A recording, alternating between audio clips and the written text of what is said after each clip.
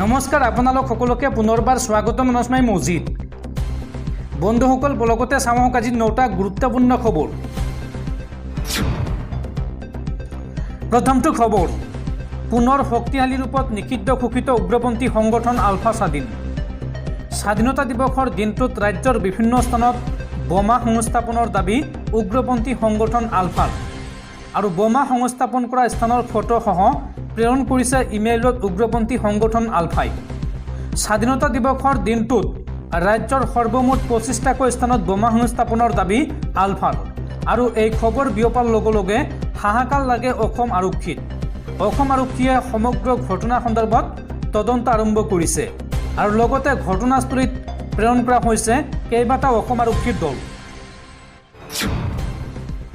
পৰৱৰ্তী খবৰ, সাৱধান ৰাজ্যবাসী, ৰাজ্যত পুনৰ বতৰৰ ল'ব কালৰূপ। এই সন্দৰ্ভত ৰাজ্যৰ জিলাই জিলাই জাৰি কৰা হৈছে এলাৰ্ট। আগন্তুক 24 ঘণ্টাত ৰাজ্যত হ'ব ধাৰাসাৰ বৰষুণ, এই আগজাননী বতৰ বিজ্ঞান কেন্দ্ৰৰ। ৰাজ্যজুৰি পুনৰ বতৰৰ ল'ব কালৰূপ। এই সন্দৰ্ভত ৰাজ্যৰ জিলাই জিলাই জাৰি কৰা হৈছে এলাৰ্ট। 7 পৰা 11 চেণ্টিমিটাৰ পৰ্যন্ত হ'ব বৰষুণ। আগন্তুক 24 ঘণ্টাক লৈ IMDয়ে জাৰি কৰিছে এলাৰ্ট। অসমৰ কোন কোন জিলাত আগন্তুক 24 ঘণ্টাত ধাৰাসাৰ বৰষুণ হ'ব চাওঁ আহক। নলবাৰী, কাৰ্বি আংলং, লখিমপুৰ, মাজুলী, ডিব্ৰুগড়, কাছাৰ জিলাত হ'ব মুখলধাৰ বৰষুণ। এই কথা জনাইছে বতৰ বিজ্ঞান কেন্দ্ৰই। এই জিলাসমূহৰ উপৰিও গুৱাহাটী মহানগৰীৰ লগতে ৰাজ্যৰ আটাইকেইখন জিলাতে কম বেছি পৰিমাণে বৰষুণৰ সম্ভাৱনা আছে।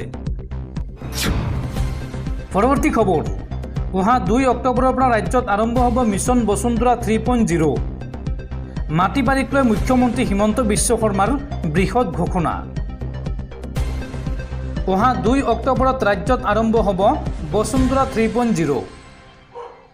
মুখ্যমন্ত্ৰী হিমন্ত বিশ্ব শৰ্মাই কৰিলে এই বৃহৎ ঘোষণা। পৰিয়ালৰ মাজত থকা মাটি বাৰী সমস্যা দূৰ কৰিব বসুন্ধৰা 3.0-এ। এজমালি পট্টা ভাঙি ব্যক্তিগতভাৱে ভগাই দিয়া হ'ব পট্টা। পট্টন কৰা হ'ব ভূদান আৰু গ্ৰামদানৰ মাটি। চৰকাৰী মাটিত থকা লোকে 1000 টকা প্ৰিমিয়াম দি মাটি নিজৰ কৰি ল'ব পাৰিব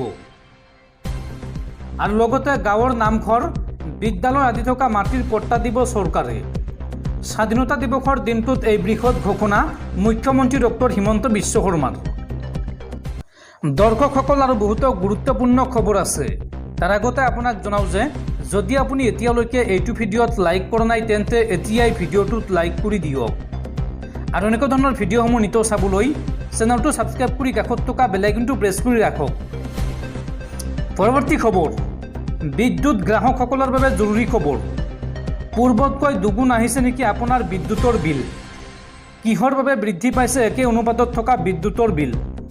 যদিহে আপোনাৰ মিটাৰৰ বিসংগতি অনুভৱ হৈছে তেন্তে আপুনি APDCLক দিব পাৰিব কমপ্লেইন।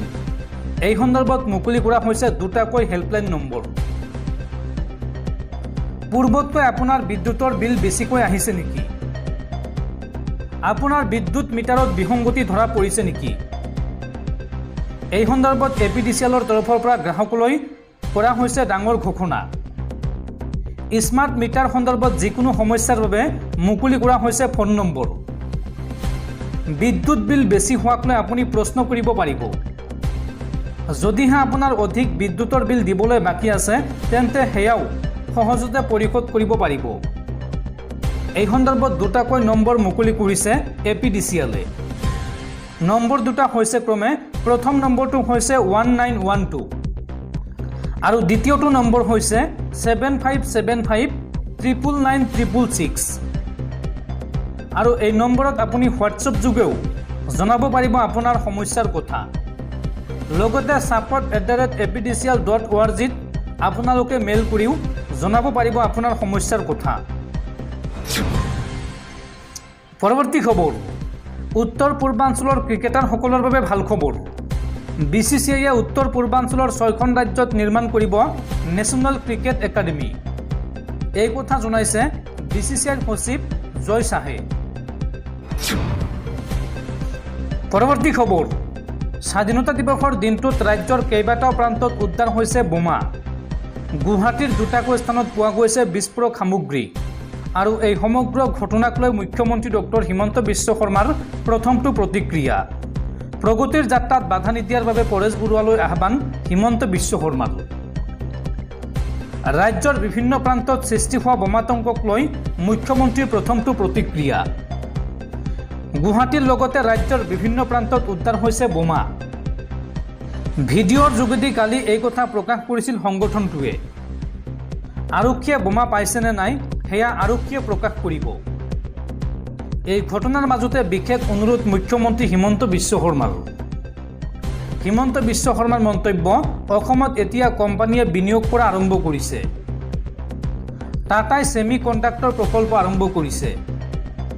বহু বছৰৰ মূৰত অসমত বিকাশ হৈছে।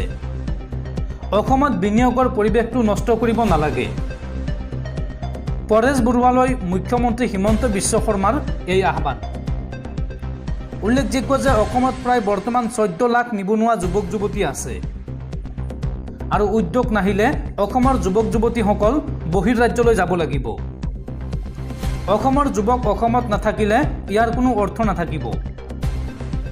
অসমত চেকা লগা কাম যাতে আমি নকৰোঁ। আলাপ আলোচনাৰ মাজেৰে সকলো সমস্যাৰ সমাধান কৰিব লাগে। উল্লেখযোগ্য যে পূৰ্বেও আলফাক আলোচনাৰ কথা কৈছিল মুখ্যমন্ত্ৰীয়ে আৰু আজি পুনৰবাৰ আলোচনাৰ কথা উল্লেখ কৰিলে মুখ্যমন্ত্ৰী ডক্টৰ হিমন্ত বিশ্ব শৰ্মাই।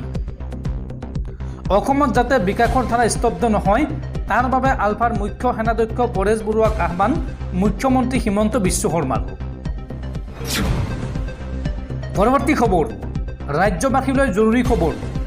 ৰাজ্যত আহি আছে নতুন ৰাজু আইন আৰু এতিয়াৰ পৰা হিন্দুৰ মাটি মুছলমানে আৰু জনজাতীয় লোকৰ মাটি অন্য লোকে ক্ৰয় কৰিব নোৱাৰিব। স্বাধীনতা দিৱসৰ দিনটোত পুনৰবাৰ এই বৃহৎ ঘোষণা কৰিছে মুখ্যমন্ত্ৰী হিমন্ত বিশ্ব শৰ্মাই। আহি আছে ৰাজু আইন। স্বাধীনতা দিৱসত মুখ্যমন্ত্ৰীৰ ডাঙৰ ঘোষণা। এতিয়াৰ পৰা হিন্দুৰ মাটি মুছলমানে আৰু জনজাতীয় লোকৰ মাটি অন্য লোকে ক্ৰয় কৰিব নোৱাৰিব। এতিয়াৰ পৰা যধে মধে কোনেও মাটি ক্ৰয় বিক্ৰয় কৰিব নোৱাৰিব। এতিয়াৰ পৰা হিন্দুৰ মাটি ক্ৰয় কৰিবলৈ মুছলমানে ল'ব লাগিব মুখ্যমন্ত্ৰীৰ অনুমতি আৰু মুখ্যমন্ত্ৰীৰ অনুমোদনৰ পিছতহে ক্ৰয় বিক্ৰয় কৰিব পাৰিব মাটি। অবিভক্ত গোৱালপাৰা জিলা, বটদ্ৰৱা আৰু বৰপেটাত মাটি ক্ৰয় বিক্ৰয় কৰিবলৈ মুছলমানে ল'ব লাগিব অনুমতি। জাতি মাটি ভেটি ৰক্ষাৰ স্বাৰ্থত ৰাজ্য চৰকাৰে আনিছে এই ৰাজু আইন। ৰাজ্যৰ পৰিৱৰ্তিত জনগাঁথনিক লৈ চিন্তিত অসম চৰকাৰ আৰু থলুৱা লোকৰ মাটি সুৰক্ষিত কৰাৰ স্বাৰ্থত লোৱা হৈছে এই ডাঙৰ সিদ্ধান্ত। চাহ বাগিচাৰ মাটিৰ অধিকাৰ কেৱল চাহ বাগিচাৰ লোকৰ মাজতহে থাকিব। যধে মধে কোনেও কিনিব নোৱাৰিব চাহ বাগিচাৰ মাটি। স্বাধীনতা দিৱসৰ দিনটোত এইসমূহ বৃহৎ ঘোষণা কৰিছে মুখ্যমন্ত্ৰী ডক্টৰ হিমন্ত বিশ্ব শৰ্মাই। পৰৱৰ্তী খবৰ, স্বাধীনতা দিৱসৰ দিনটোত ৰাজ্যৰ বিভিন্ন প্ৰান্তত বোমা সংস্থাপনৰ দাবীক লৈ প্ৰথমটো প্ৰতিক্ৰিয়া ডিজিপি জিপি সিঙৰ। আলফাই দাবী কৰা মতে ৰাজ্যৰ 25টা স্থানত বোমা সংস্থাপন কৰিছিল আৰু উদ্ধাৰ হোৱা সামগ্ৰী বোমা বুলি নিশ্চিত কৰা নাই এতিয়ালৈকে অসম আৰক্ষীয়ে। পৰীক্ষাৰ বাবে ফৰেনচিকলৈ প্ৰেৰণ কৰা হৈছে উদ্ধাৰ হোৱা সামগ্ৰী। বোমা সংস্থাপনৰ দাবীক লৈ এই মন্তব্য ডিজিপি জিপি সিঙৰ। ৰাজ্যৰ বিভিন্ন প্ৰান্তত বোমা সংস্থাপনৰ দাবীক লৈ প্ৰথমটো প্ৰতিক্ৰিয়া অসম আৰক্ষীৰ ডিজিপি জিপি সিঙৰ। উদ্ধাৰ হোৱা সামগ্ৰী বোমা বুলি নিশ্চিত কৰা নাই অসম আৰক্ষীয়ে। উদ্ধাৰ হোৱা সন্দেহজনক সামগ্ৰী পৰীক্ষা কৰিছে আৰক্ষীয়ে আৰু পৰীক্ষাৰ বাবে ফৰেনচিকলৈ প্ৰেৰণ কৰা হৈছে উদ্ধাৰ হোৱা সামগ্ৰী।